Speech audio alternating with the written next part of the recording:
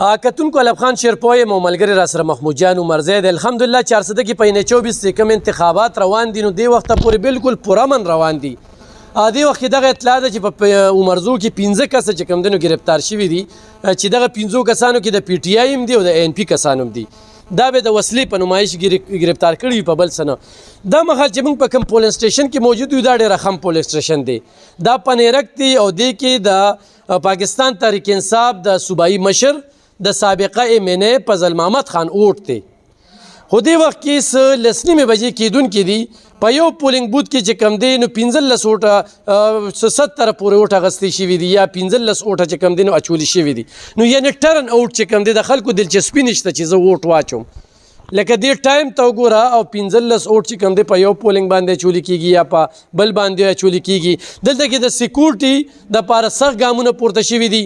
اف سی ولاړه ده، 400 پولیس ولاړ دي، ورسره چې کوم دی په مختلف پولیس سټیشنو باندې د مومندو پولیس هم دي، د سوات هم دي، د ثوابې هم دي او د نوخار پولیس هم چې کوم دی نو دې وخت کې په 400 کې کار کوي.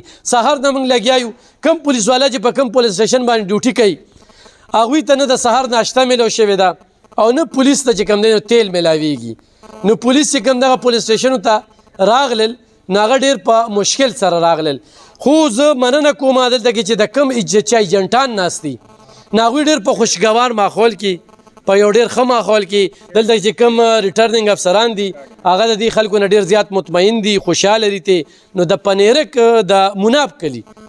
د مناب کلي پولیس سټیشن کې دې وخت کې زه موجود یم. ټرن اوټ ډېر زیات کم دی خو دلته کې ماحول ډېر پرامن دی. خو دې خوا پی ټی آی والا موږ ګورو نه هغوی ډېر پرامن دي، خو دې خوا ان پی والا ګورو، خو جماعت اسلامي والا ګورو. ټول خپلو کې چې کم دی په ګپې شپې ولو دا د جمهوریت حسن دی.